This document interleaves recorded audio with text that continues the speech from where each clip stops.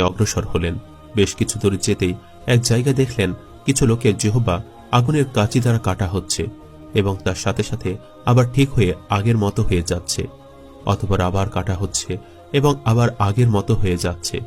এই অবস্থা দেখে রাসূল সাল্লাল্লাহু আলাইহি সাল্লাম জিজ্ঞেস করলেন, এরা কারা? হযরত জিবরাইল আলাইহিস সালাম জবাব দিলেন, এরা সেই সমস্ত লোক যারা মানুষকে উপদেশ দিত অথচ নিজেরা সে উপদেশ অনুযায়ী আমল করত না।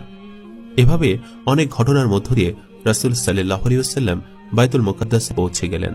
সেখানে গিয়ে তিনি বোরাককে একটি আংটির মধ্যে বেঁধে রাখলেন, যেখানে পরবর্তী নবীগণ তাদের সওয়ারি বাঁধতেন।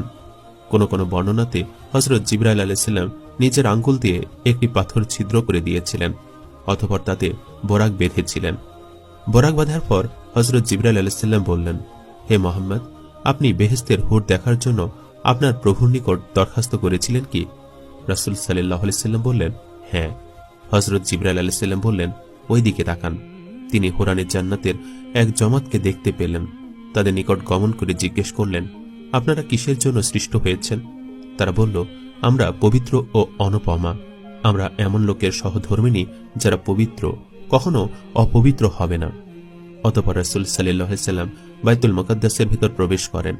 সেখানে সমস্ত নবীগণকে দেখতে পেলেন। তারপর 2 রাকাত নামাজ জামাতে আদায় করার আদেশ হলো। সকলে সারিবদ্ধ হয়ে দাঁড়ালো। কে ইমাম হবেন সে প্রতীক্ষায় আছেন। হযরত জিবরাইল আলাইহিস সালাম হযরত মুহাম্মদ সাল্লাল্লাহু আলাইহি সাল্লামের হাত ধরে ইমামের মুসল্লায় বাড়িয়ে দেন এবং বললেন, আপনি ইমাম হয়ে নামাজ পড়িয়ে দেন। ওই জামাতে মোট 7 কাতার হয়। প্রথম 3 কাতার রাসূলগণের এবং অবশিষ্ট কাতারগুলো নবীগণের।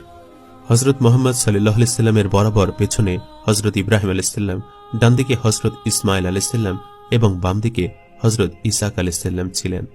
নামাজ শেষে জিবরাইল আলাইহিস সালাম বললেন, সমস্ত নবী রাসূলগণ আপনার পেছনে নামাজ পড়েছে।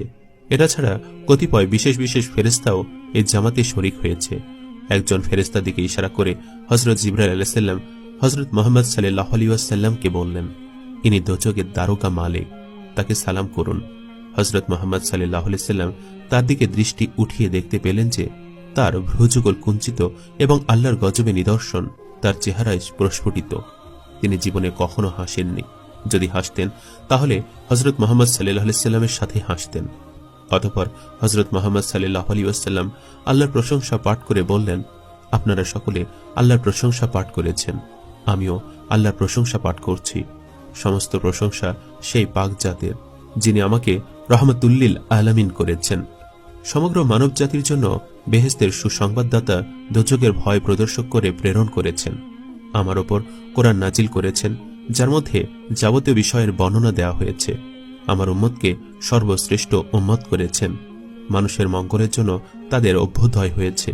আমার উম্মতকে মর্যাদার দিক দিয়ে সর্বপ্রথম এবং প্রকাশের দিক দিয়ে সর্বপ্রথম উম্মত করেছেন। আমাকে নূরের জগতে সর্বপ্রথম এবং আবির্ভাব সর্বপ্রথম করেছেন। আমার জিকির বুলন্দ করেছেন। তারপর সমস্ত নবীগণ নিজ নিজ স্থানে চলে যান, অর্থাৎ তারা সকলেই অদৃশ্য হয়ে গেলেন। অতঃপর জিবরাইল আলাইহিস সালাম রাসূল সাল্লাল্লাহু আলাইহি সাল্লামের সামনে 2টি, কোন কোন বর্ণনা মতে 3টি পেয়ালা পেশ করলেন। একটি পেয়ালাতে ছিল শরাব, একটাতে দুধ এবং আরেকটা পেয়ালাতে ছিল পানি। তারপর রাসূল সাল্লাল্লাহু আলাইহি ওয়াসাল্লামকে বলা হলো, এখানে থেকে আপনি আপনার ইচ্ছামতো যে কোনো একটি পেয়ালা পান করুন। রাসূল পাক সাল্লাল্লাহু আলাইহি ওয়াসাল্লাম দুধের পেয়ালা উঠিয়ে পান করলেন। তখন জিবরাইল আলাইহিস সালাম বললেন, আপনি সঠিক পথের সন্ধান পেয়েছেন। যদি আপনি শরাবের পেয়ালা পান করতেন তাহলে আপনার উম্মত গুমরাহ হয়ে যেত। অতঃপর জান্নাত থেকে বাইতুল মুকাদ্দাস পর্যন্ত একটি সিঁড়ি স্থাপন করা হয়। তখন রাসূল সাল্লাল্লাহু আলাইহি সাল্লাম যাত্রা শুরু করলেন ঊর্ধ্ব আকাশপানে মহান প্রভুর সান্নিধ্য লাভের উদ্দেশ্যে।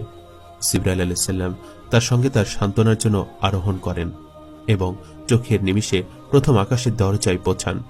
হযরত জিবরাইল আলাইহিস সালাম দরজায় নক করলে ভেতর থেকে দারোয়ান জিজ্ঞেস করলেন, কে? তখন জিবরাইল আলাইহিস সালাম উত্তর দিলেন, আমি জিবরাইল। আবার ভেতর থেকে প্রশ্ন করা হলো, আপনার সাথে উনি কে? হযরত জিবরাইল আলাইহিস সালাম বললেন, তিনি হলেন হযরত মুহাম্মদ সাল্লাল্লাহু আলাইহি ওয়াসাল্লাম। আবারও প্রশ্ন করা হলো, তাকে আনতে পাঠানো হয়েছে কি? তখন জিবরাইল আলাইহিস সালাম বললেন, হ্যাঁ।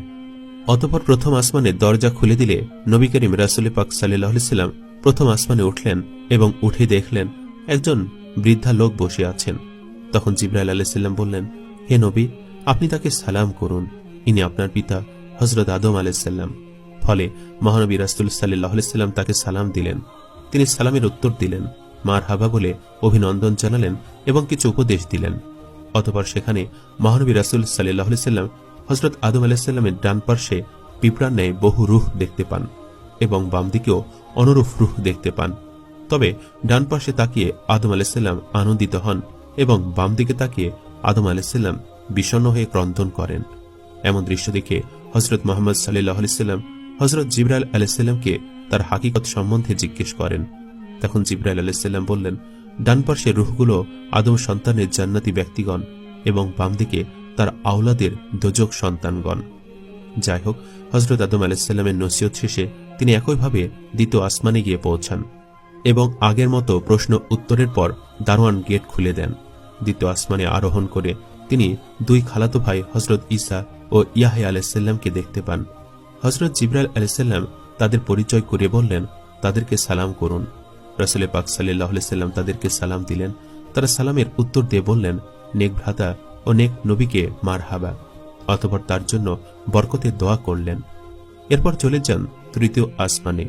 তৃতীয় আসমানে হযরত ইউসুফ আলাইহিস সালামের সঙ্গে সাক্ষাৎ হয়।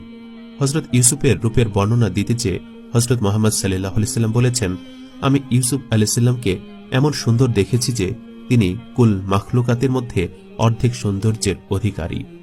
এরপর চলে যান চতুর্থ আসমানে। সেখানে দেখা যায় হযরত ইদ্রিস আলাইহিস সালামের সাথে। এভাবে পঞ্চম আসমানে হযরত হারুন আলাইহিস সালামের সঙ্গে এবং